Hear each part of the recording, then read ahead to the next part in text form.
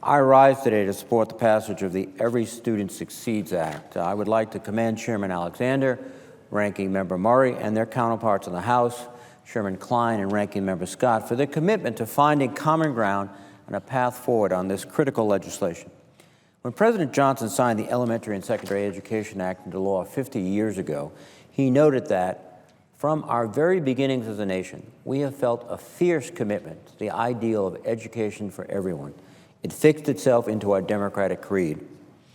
Yet many communities today across the nation, including my home state of Rhode Island, are still wrestling with how to address large achievement gaps based on wealth, race, ethnicity, and disability status.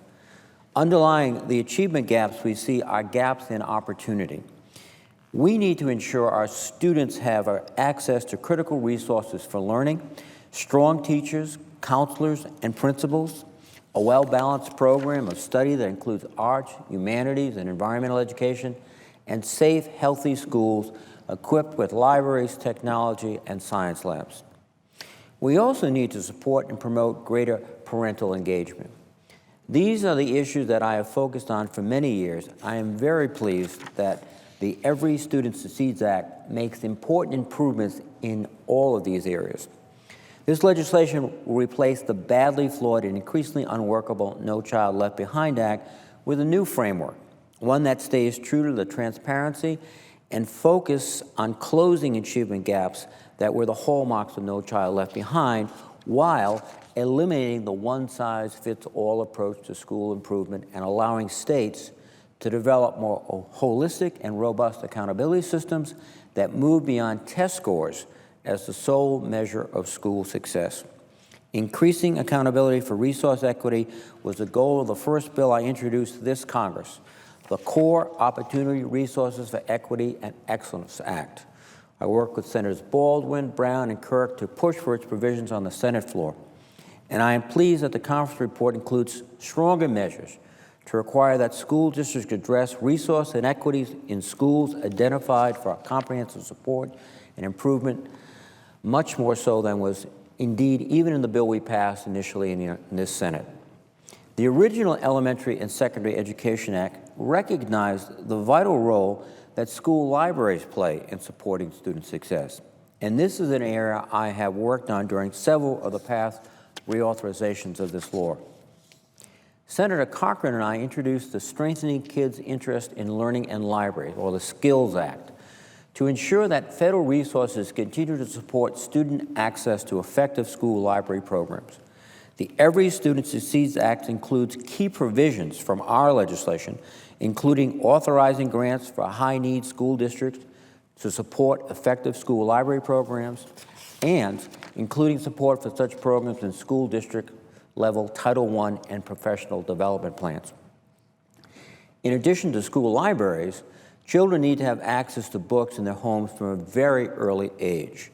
Senator Grassley and I introduced the Prescribe a Book Act to help address this issue, and I'm glad key provisions of that legislation are included here. We know that teachers and principals are two of the most important in-school factors related to student achievement.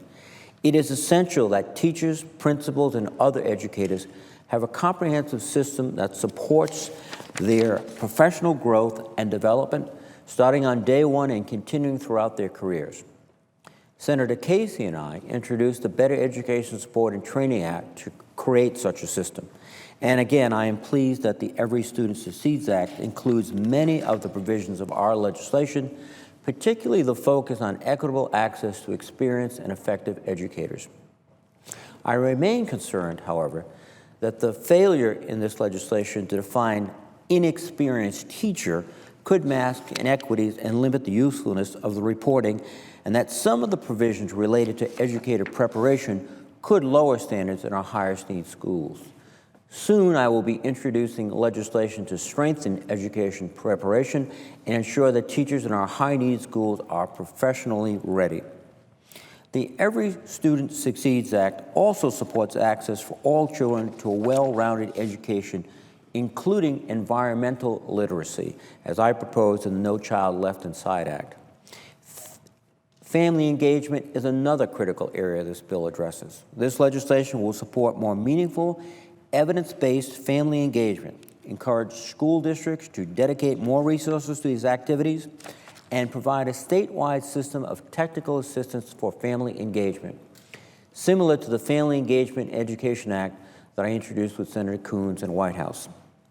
Chairman Alexander and Senator Murray have demonstrated extraordinary leadership in crafting this legislation and in steering it through an open and inclusive process. This bill is an important step forward, and I encourage all my colleagues to support it. Moreover, I hope that this spirit of bipartisanship and compromise will also translate to the appropriations process and result in robust resources to implement the new and vastly improved law.